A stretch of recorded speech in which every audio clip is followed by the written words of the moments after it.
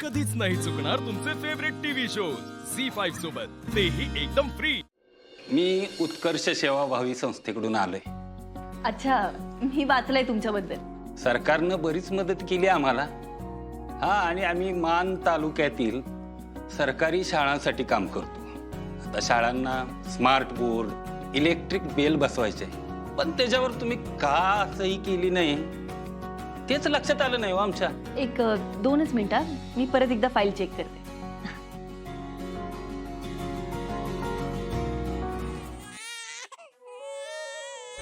हो बाळा, हो काय झालं काय झालं काय झालं माझ्या बाळाला? काय झालं? भूक लागली का? भूक लागली? रडायचं नाही, रडायला काय झालं? हो ओ रे बाळा, ओ हो।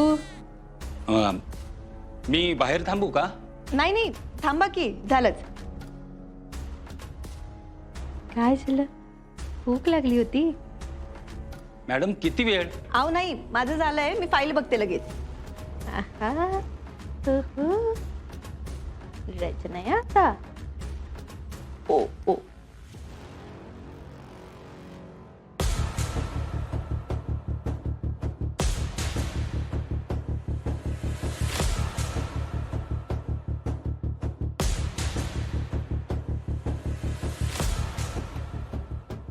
मॅडम, अशा फाईल बघत असाल असं वाटलं नव्हतं।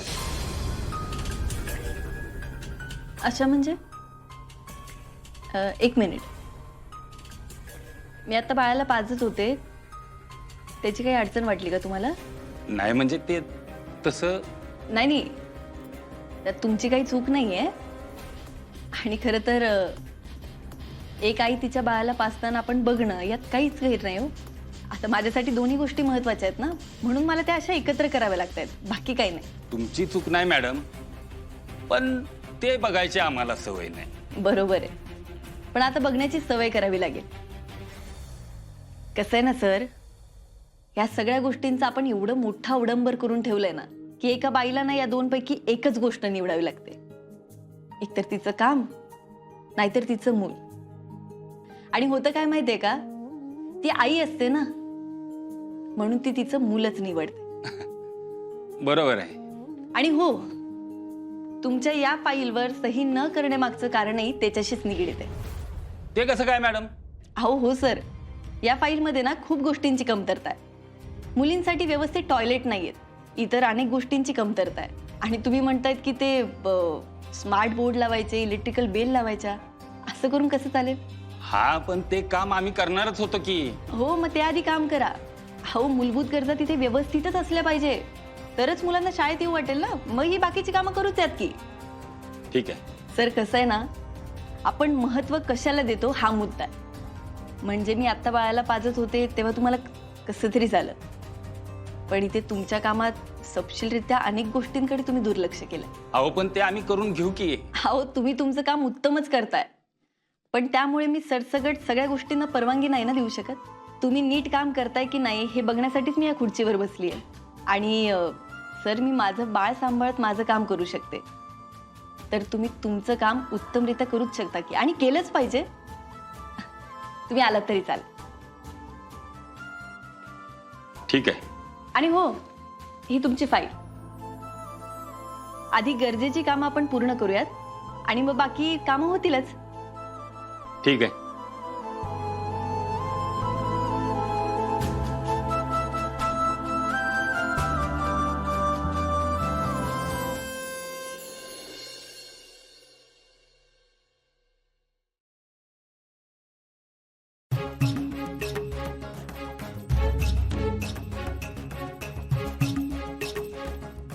मला बोलायचंय तुमच्याशी।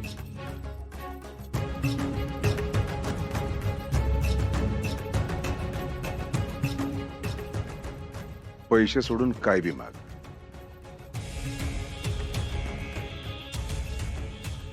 पैसे मागतच नाही मी। हे बघा, आता बाळाचा विषय क्लिअर झालाय सरकार। दादाला पण काय बाळ होणार नाही आता, ते बाळ आर्जाचं आहे ना। आर्जाला तुम्ही त्याची प्रॉपर्टी पण दिली, आता राहिलेली प्रॉपर्टी माझ्या नावावर करून टाका. अरे त्याच्या ह्यो विषय घेऊन आलायस होय तू? काय चुकीचं बोलतोय मी? सुजया, तुला मी जी जमीन दिली ना त्याचं काहीतरी करून दाखव आणि मग वर तोंड घेऊन ये माझ्याकडं. करतच होतो मी. काम बंद पडला ना माझं. अरे हो, पण तेवढं एकच आहे का? मस्त काय काय करता येईल की तिथं, पण नाही. अरे तीच जमीन एखाद्या कष्टकऱ्याला जर दिली असती ना तर रगड पैसा कमावला असता त्यानं. पण तुला ते नाही करायचं. तुला फक्त मिरवायचंय गेलेली आमदारकी. हो सरकार, तुम्ही मला अक्कल नका शिकवा. तुम्ही हे सगळं कसं मिळवलं माहिती मग. अरे हो, मिळवलं ना. नाही कुठे म्हणतोय मी, अरे मिळवलंच. हा, पण मी फक्त झोल केले नाही रे. तुझ्यागत जेव्हा माझे बी असे डाव फसले ना तेव्हा मी माझ्या बापाकडे रडत नाही गेलो. हो सरकार, मला कर्ज आहे. पण ऐका, आता आर सोडून तुमचा कोणी वारस पण नाही. कर्ज आहे तुला ना, काम कर. ती जी जमीन आहे ना ती लिहून दे कोणाला तरी आणि फेड कर्ज. आणि एवढी जर किंमत वाटत असेल ना तुला जमिनीची तर पुन्हा पैसे घालून ती सोडव. हो, तुम्हाला सल्ला मागायला आलो नाही मी इथं.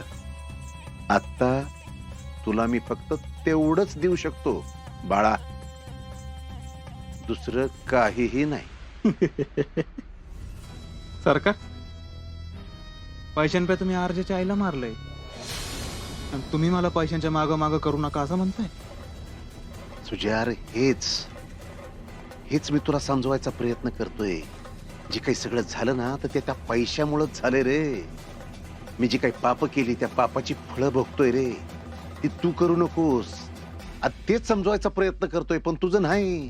तू त्याच्यावर चाडून बसलाय, तुला तेच करायचंय. हे बघा सरकार, मी आरजाला जा सांग, सांग जा तुला काय करायचं ते कर. पण मी तुला आपल्या प्रॉपर्टीतला एक छदांबी देत नसतो. कशी झोप झाली आमची? एकदम छान ना. आज आंघोळ घालताना पण एकदम टवटवीत होता बघ. मग झोपच तशी झालेली त्याची.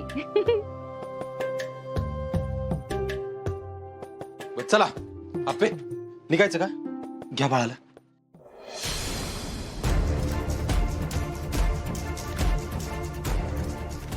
अपर्णा, तू आज पण घेऊन जाणार का त्याला ऑफिसला? हा वहिनी, चालेल ना तुम्हाला? हा, जा जा ना, काय एवढं नाही. तर अहो, कशाला एवढ्या गर्दीत कामाच्या ठिकाणी? वहिनी, अहो ते आप्पीचं बाळ आहे, आता तुमचं नाहीये.